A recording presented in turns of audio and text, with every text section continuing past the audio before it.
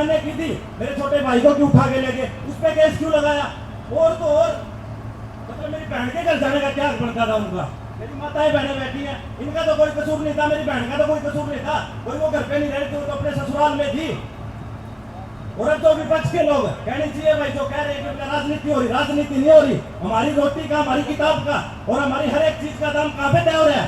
राजनीति तय करनी होगी। नमस्कार भाई, वैसे तो मेरे बोल भावुक होंगे कि भी मैं तो आपसे है ना कि भी दया की भीख मांगने आया हूँ। भीख क्या मांगने आया हूँ? हमने सिर्फ एक जो अव्यवस्था यूनिवर्सिटी में है उसके खिलाफ आवाज उठाई थी, और यूनिवर्सिटी ने जब हम परमिशन लेने गए थे तो ये बात बोली थी कि भाई डिग्री कर लो, चौधरी बनने की जरूरत ना है, भले राजनीति का अखाड़ा नहीं है। जब वीसी के हम कहते थे बार बार कि सर इतनी ज्यादा फीस है, इसको कम कर दो, तो वीसी कहता था तुम्हारे हिसाब से कुछ नहीं चलेगा। हाँ जी, हमारा छात्रों का एक प्रतिमंडल तो होना इसमें जरूरी है ताकि छात्रों की समस्याएं हम उसके बीच रख सके, लेकिन नहीं, वीसी ने हमेशा दबाने का काम किया।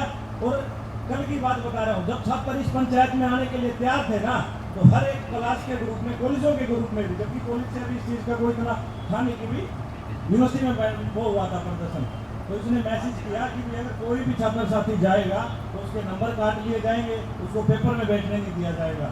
तो भाई अगर ऐसी व्यवस्था होगी तो बच्चे पढ़ेंगे या गुलाम बनेंगे? बताओ मेरे बुजुर्ग, गुलाम बनाने की तैयारी चल रही है। हमारे एचपीएससी के छात्र कितने दिन से धरने में बैठे हैं, उनकी सूद नहीं ली, लेकिन हमने अच्छी आवाज उठाई, उसके गेट पे क्या गए, उसके इतनी चुल होगी। वैसे मैं उसको चोरी कहता हूँ, क्यों चोर कह रहा हूँ? क्योंकि उसका काम ही है कि छात्रों को लूट और अपना घर भर। उसने रात को ऐसी कार्रवाई हमारे ऊपर करवा दी। चलो भाई, मैंने गलती की थी, अगर वो हमें गलत कह रहा है कि हमने गुंडागर्दी करी तो मैंने की थी, मेरे छोटे भाई को क्यों उठा के ले गए, उस पर केस क्यों लगाया? और तो और मतलब मेरी बहन के घर जाने का क्या हक बनता था उनका? मेरी माताएं बहनें बैठी हैं, इनका तो कोई कसूर नहीं था, मेरी बहन का तो कोई कसूर नहीं था, कोई वो घर पे नहीं रह रही थी, वो तो अपने ससुराल में थी।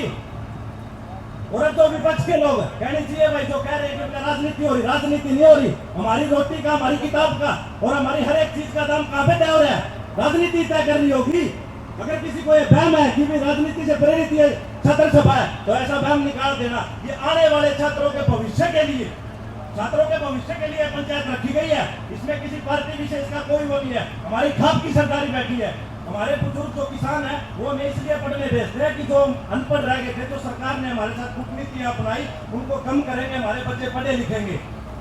और एक और बात, हमारा वीसी कहता है कि बोले अगर सुविधाएं चाहिए ना तो चंडीगढ़ और पंजाब यूनिवर्सिटी जाओ। भाई अगर हमने पड़ोस में व्यवस्था मिलेगी तो क्यों नहीं पढ़ेंगे? क्यों नहीं पढ़ेंगे?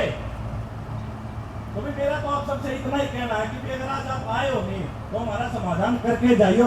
आज सिर्फ हमारे साथ ये हुआ है, आज एक दीपक गणेश के ऊपर केस लगा है, हम 5 छात्रों को रस्टिकेट कराया, लेकिन कल आने वाले समय में आप एक बार मीडिया वाले साथी इतने खड़े हैं, हर बार देखते हैं। मैंने बार बार कहा था, एक बार इंटरनल जाके आप बिना किसी को बताए छात्रों के मुद्दे के ऊपर बात तो करो तो बात है। और जो यूनिवर्सिटी का सीएसओ है उसके फोन को चेक करने की आप कोशिश करना। इतनी गंदी गंदी वीडियोस लड़कियों की बना रखी है, आपको पता चल जाएगा कि यूनिवर्सिटी में क्या चल रहा था। और ये तो वीसी कह रहा है ना हमने गुंडागर्दी करी। 2012 में रंगा जी वीसी होते थे, उस टाइम पे इसने क्या किया था भाई? जो गार्ड थे ना उस टाइम वो गन रखते थे, उनकी गन लेकर ये अंदर बढ़ गया था वीसी ऑफिस में।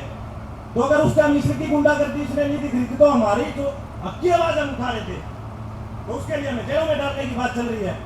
तो भाई हाथ जोड़ के मेरी तो यही आपसे विनती है कि आप यहाँ पे आए हो ना, सिर्फ ये नहीं कि आज से ये पंचायत खत्म कर दी, ये पूरे इंडिया लेवल की यूनिवर्सिटियों की बात है, क्रांति जी उसे उठी है बस।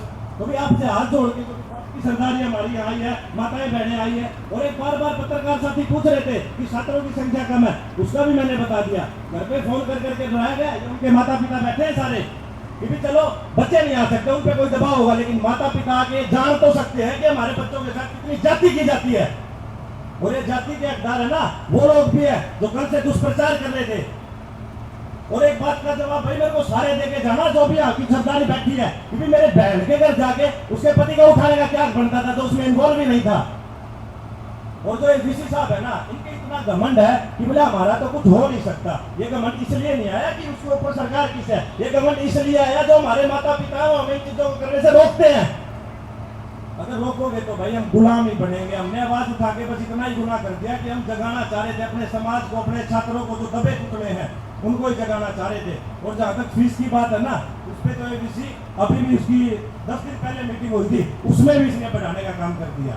उसमें भी इसने फीस बढ़ाई है। ये नहीं देखा कि यहाँ पे गरीब किसान मजदूर के बच्चे पढ़ रहे हैं।